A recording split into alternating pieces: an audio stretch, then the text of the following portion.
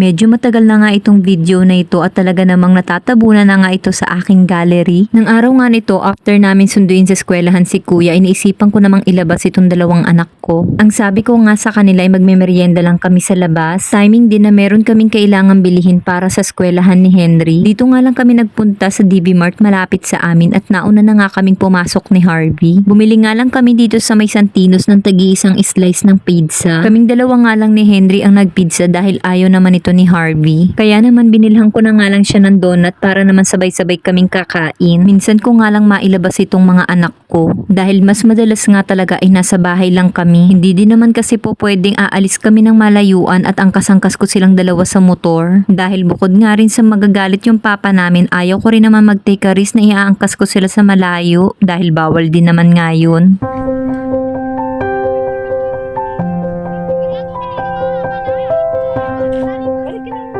After nga namin kumain, dumiretso na nga kami dito sa palengke para bumili na nga ako ng gulay. Adobong sitaw nga ang naisip kong lutuin para sa kinabukasan na babauning ulam ni Henry. At pagkabukas ko pa nga lulutuin yung ulam na ito dahil nga nagbabaon siya ng lunch. Pagkatapos nga noon ay bumili na nga kami ng kailangan ni Henry sa eskwelahan. Kailangan nga nila ng food truck sa school kaya naman naghanap nga kami dito sa may palengke. Mabuti na nga lang at meron kaming nahanap at nabili dito. Pagkatapos nga ay umuwi na nga rin kami dahil maggagabi na. Ayaw ko nga naabutin ako ng dilim sa daan lalo pat pag ako'y nagmumotor dahil malabo na nga ang aking paningin. Kaya pag ako tuloy nagmumotor ang feeling ko nga ay may curfew ako.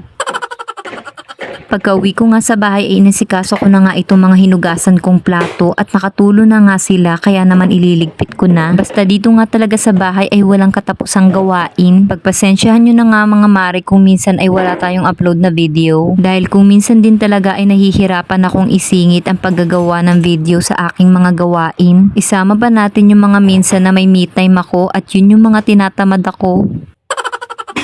Seriously mga mare, napaka-time consuming din kasi ang ginagawang pagbablog. Akala din kasi ng iba ay mabilis lang yung pagbablog, lalo na kung short film lang yung pinapanood ninyo. But in reality, napaka-time consuming nga talaga nito. At talagang paglalaan mo siya ng panahon at oras. Hindi naman ako nagre-reklamo dahil gusto ko rin naman talaga itong aking ginagawa. Honestly, nagugustuhan ko na nga din talaga itong ginagawa kong pagbablog pero ayoko naman na pinipressure yung sarili ko. Kaya kung may mga days na tinatamad ako ay hinahayaan ko na nga lang nakatambak yung mga video sa gallery ng cellphone ko. Sa ngayon ay wala akong ine-expect kung ano bang mararating nitong ginagawa kong pagbablog. Basta ini-enjoy ko lang muna siya dahil natutuwa din ako na nakaka-capture ko yung mga pangyayari sa aming buhay. Dahil para sa akin yung pagbablog kong ito balang araw, isa na nga rin ito sa mga magiging memories namin. At bonus na lang kung meron pang mas magandang kahahantungan itong aking pagbablog. So yun lang muna mga mare!